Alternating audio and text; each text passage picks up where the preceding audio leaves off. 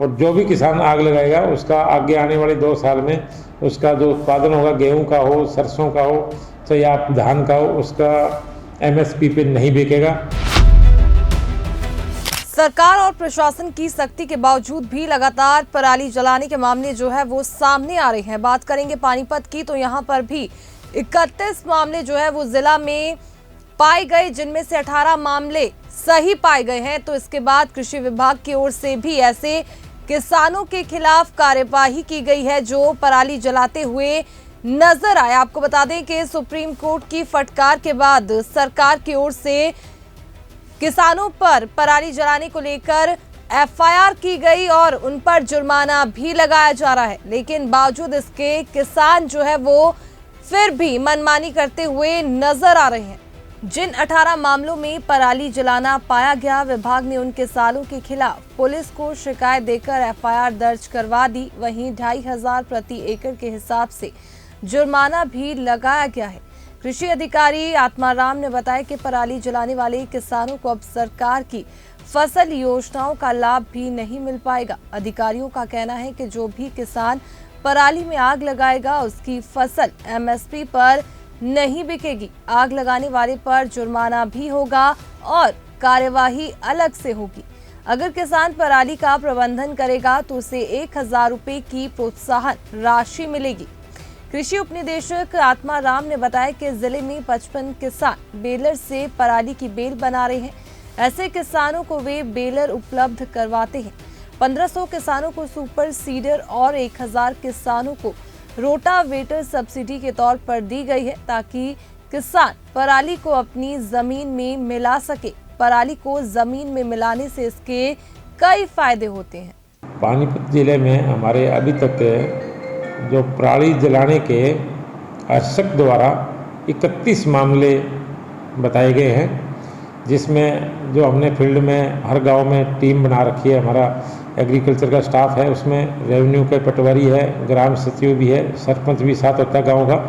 तो उनको जैसे सर्च किया गया, ढूंढा गया फील्ड में भी कहाँ कहाँ आग लगी है, कि इसमें से हमारे 18 मामले ऐसे हैं जो पराली जलाने के सही पाए गए थे और 10 मामले ऐसे थे जो मिले ही नहीं या कहीं कोई किसी अवशेष में कहीं रास्ते में लगाई गई थी, और 3 मामले ऐसे थे जो नॉन एग्रीकल्चर लैंड थी, हमारी कमर्शियल लैंड कहीं शहर में, वो पाए गए थे।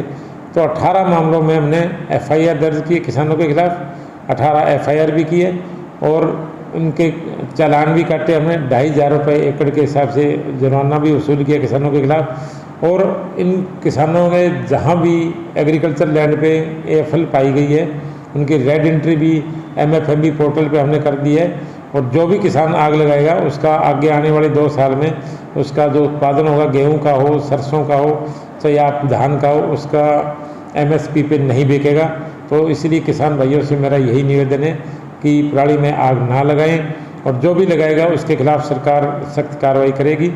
और जो भी किसान नहीं लगाएगा, इन सिटू अगर कोई पराली को ज़मीन में मिलाएगा उसको 1000 रुपये प्रति एकड़ के हिसाब से हम उसके खाते में डालेंगे। और जो किसान भाई बेल बना के बाहर भेजेगा उसको भी हम 1000 रुपये प्रति एकड़ के हिसाब से किसान को एक सहायता राशि दी जाएगी। और आज के दिन हमारे ज़िले में लगभग 55 बेलर जो बेल बनाने वाले हैं वो सारे के सारे बढ़िया ढंग से काम कर रहे हैं। और जो भी किसान हमें कहता है भी मेरी पराली पड़ी है और अभी मैं बेल बनाने, हम उसको तुरंत अगले दिन 1 दिन के अंदर अंदर उसको बेलर अवेलेबल करवा देते हैं, ताकि किसान को दिक्कत ना हो और पराली में आग ना लगाए। और इसके लिए हमने लगभग 1500 सुपर सीडर और 1000 के आसपास रोटावेटर किसानों को सब्सिडी भी दे रखे हैं, जिससे किसान अपनी पराली को काट के अच्छी तरह ज़मीन में मिला सके। और इसके ज़मीन में मिलाने के कई फ़ायदे हैं।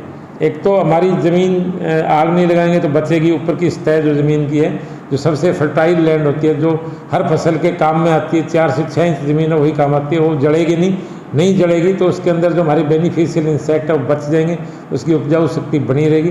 दूसरा, अगर उसको आग ना लगा के अगर हमारे जो दिए एग्रीकल्चर इम्प्लीमेंट का प्रयोग करके उनको ज़मीन में मिलाते हैं तो ज़मीन की उपजाऊ शक्ति, ज़मीन का जो कार्बनिक पदार्थ है जो हमारा 4-5% होना चाहिए, आज हम किसानों की ज़मीन जहाँ अलग अलग जगह से मिट्टी टेस्ट करवाते हैं तो कहीं भी हमारा 2% ऑर्गेनिक मैटर नहीं आ रहा, जो बहुत ज़रूरी है, कम से कम 2-3-4% तक होना चाहिए।